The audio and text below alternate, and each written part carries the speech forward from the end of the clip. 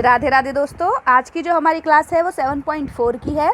7.4 का जो first question हमें दिया है, right shaded portion as fraction, arrange them in the ascending and descending order using correct sign. अब हमें साइन भी देने हैं और इन्हें असेंडिंग और डिसेंडिंग ऑर्डर में भी लिखना है between the fractions.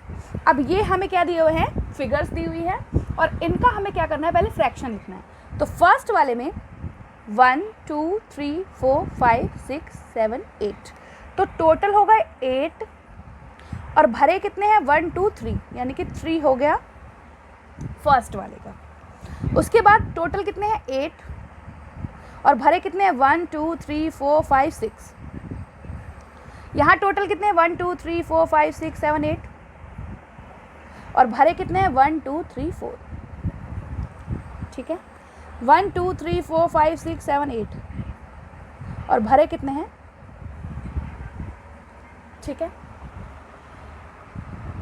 Ascending order क्या होता है कि पहले हमें सबसे छोटा लिखना है, फिर उससे बड़ा, फिर उससे बड़ा, फिर उससे बड़ा। तो असेंडिंग ऑर्डर के लिए यहाँ सिर्फ असेंडिंग AS लिख देती हूँ मैं।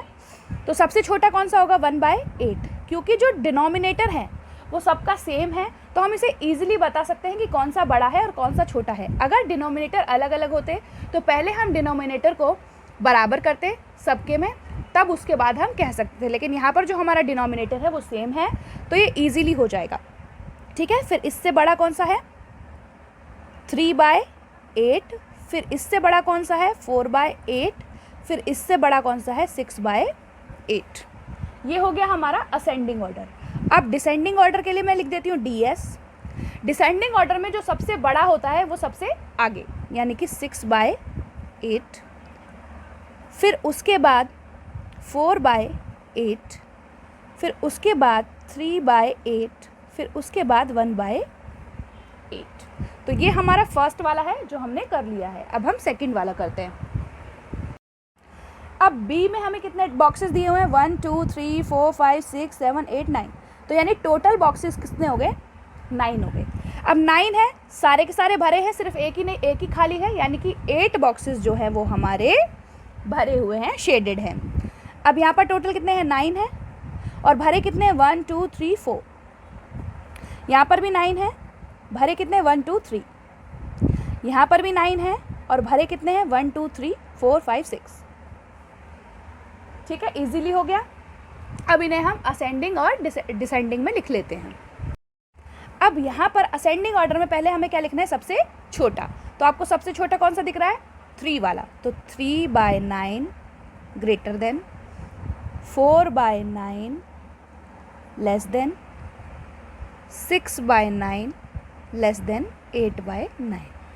ठीक है, ये लेस देन का साइन होता है क्योंकि ये वाला छोटा है, ये वाला बड़ा है। उसके बाद डिसेंडिंग ऑर्डर है।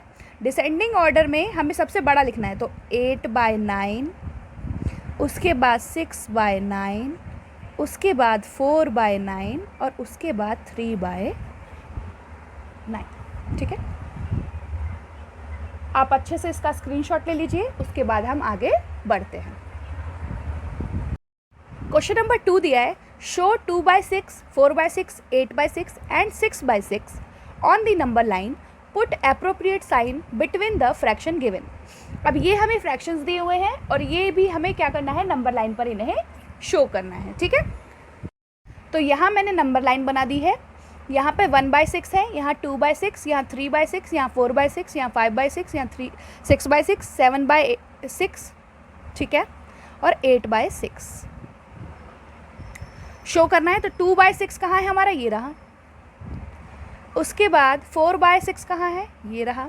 उसके बाद 8/6 कहाँ है, ये रहा। और 6/6 कहाँ है, ये रहा। ठीक है, आपको ऐसे नंबर लाइन बनानी है। उसके बाद दिखाना है कि हमारा जो फ्रैक्शन हमें दिए हुए हैं वो कहाँ पर आएंगे। अब 5 2 से बड़ा होता है या छोटा होता है, बड़ा होता है ना, तो यानी कि हमारा एरो ऐसे होगा। उसके बाद 0 जो है हमारा यहाँ पर होता है 0। ठीक है, तो 0 से इधर की तरफ जा रहे हैं हम, तब आ रहा है हमारा 3/6, यानी 0 से हमारा 3/6 बड़ा है, यानी कि ये हमारा हो जाएगा 3/6। अब यहाँ 1 है, यहाँ 6 है, कौन सा वाला बड़ा होगा, 6 बड़ा होगा।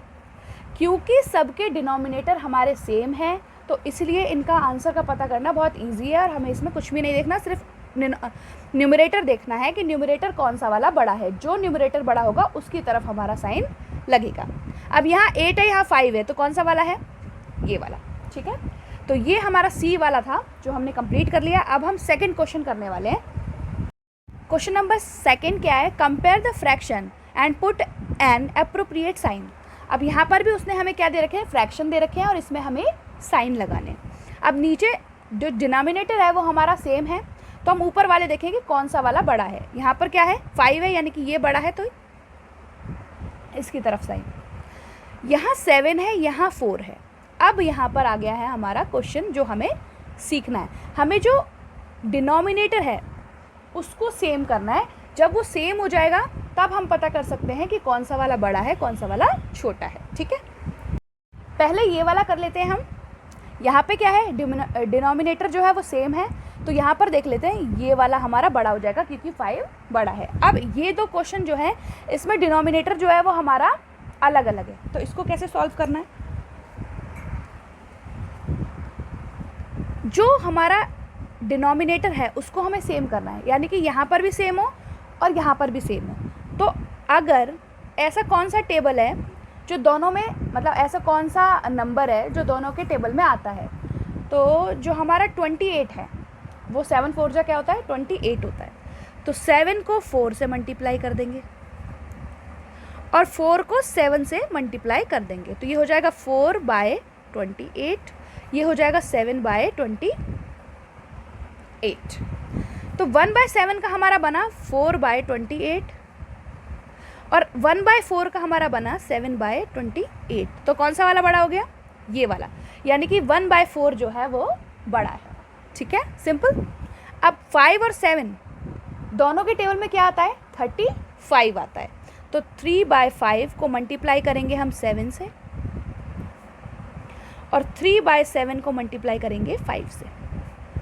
तो 3 7 जा 21/35, ये हो जाएगा 3 5 जा 15/35। अब 21/35 और 50, तो ये वाला बड़ा है, यानी कि हमारा 3/5 जो है वो बड़ा है। सिंपल। सेकंड क्वेश्चन कंप्लीट हो गया। क्वेश्चन नंबर थर्ड कह रहा है make 5 more such pair and put appropriate sign.